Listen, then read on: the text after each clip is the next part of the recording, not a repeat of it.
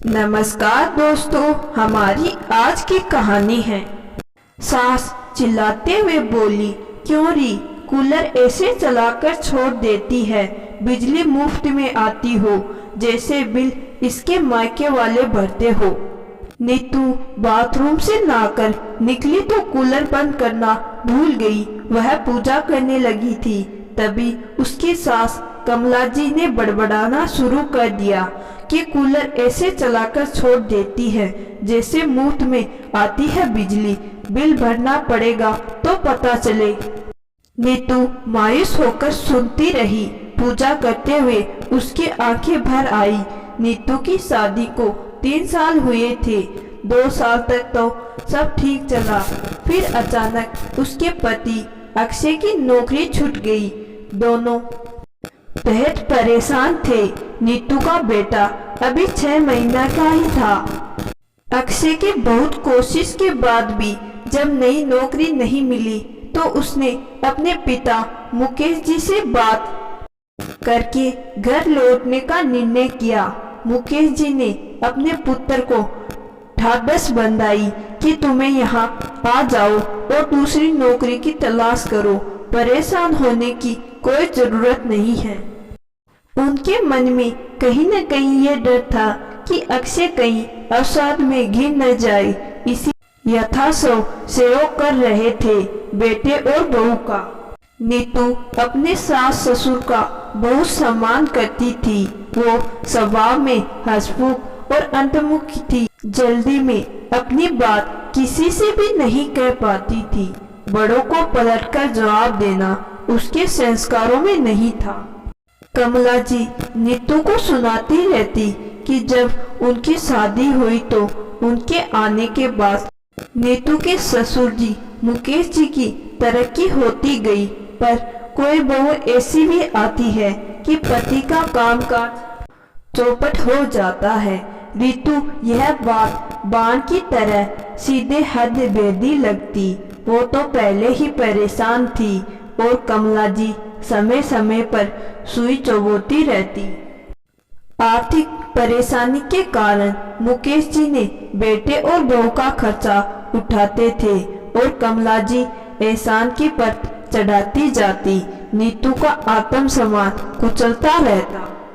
जब ऋतु कहीं बाहर जाने को निकलती तो कमला जी 2-4 सामान लाने को कहकर बोलती, अरे तुम्हारे पास तो पैसे तो होंगे नहीं, चलो मैं ही चलती हूँ। वैसे भी अब तो दुगुना खर्चा हो गया है, पता नहीं कैसे चलेगा। ऋतु के सामने आत्मसम्मान को फिर से झंकोर दिया था कमला जी ने। वो वहां से चली गई। मुकेश जी बहू की व्यथा उनके चेहरे पर पड़कर पत्नी से बोलते, क्यों हर बात का एहसान जताती हो तुम बहू से? वो इस घर की सदस्य है तो फिर क्यों उसके स्वाभिमान पे चोट करती हो? इस समय हमारे बच्चों का कठिन समय है, उनको हमारी जरूरत है। हम मदद नहीं करेंगे तो कौन करेगा? भगवान की कृपा से हमारे पास सब कुछ है, किसी तरह की कोई कमी नहीं है, फिर भी तुम उनका मनोबल बढ़ाने के बजाय तोड़ रही हो। कमला जी पति का मिजाज देखकर चुप रह गई, पर सुधरने वाली कहाँ थी। मगर कभी खाना बच जाता तो कमला जी तपाक से कहती, मुफ्त का सामान है तो बर्बाद कर रहे हो, अपनी रकम लगाती तो पता चलता। ऐसे ही कटु वचन प्रतिदिन ऋतु को सुनने पड़ते थे। कभी कभी कमला जी अक्षय को भी सुना देती। बहुत मानसिक वेदना से गुजर रही थी ऋतु। एक तो पति को तनाव में देखती, ऊपर से सासू माँ आत्मसम्मान चोट पहुंचाने से न चूकती। छोटे बच्चे की वजह से नौकरी भी नहीं कर पा रही थी। आए दिन कमला जी ऋतु के सामने अपनी प्रदर्शित गाती कि पहले इस घर में कुछ भी नहीं था, वो तो मेरे कदम रखते ही घर का नक्शा ही बदल गया, पर तुम्हारे कदम शायद अक्षय के लिए शुभ नहीं है, तभी तो उसके साथ सब लोग परेशान हैं। पता नहीं किस मनुष्य घड़ी में तुम्हारा घर प्रवेश किया था मैंने। रितु मन ही मन सोचती कि इसमें मेरी क्या गलती, ये तिरस्कार भरा जीवन मैंने तो नहीं चुना।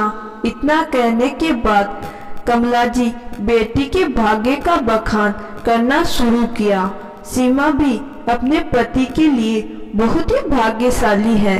उसके जाने के बाद दामाजी का व्यापार बढ़ता ही जा रहा है।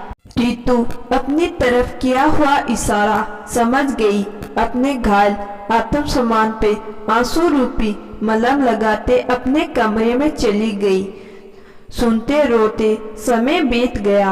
8 महीने बाद अक्षय की नौकरी मुंबई में लग गई। मुकेश जी ने कहा कि पहले जाकर रहने की व्यवस्था कर लो, फिर रितु और बच्चे को भी ले जाना।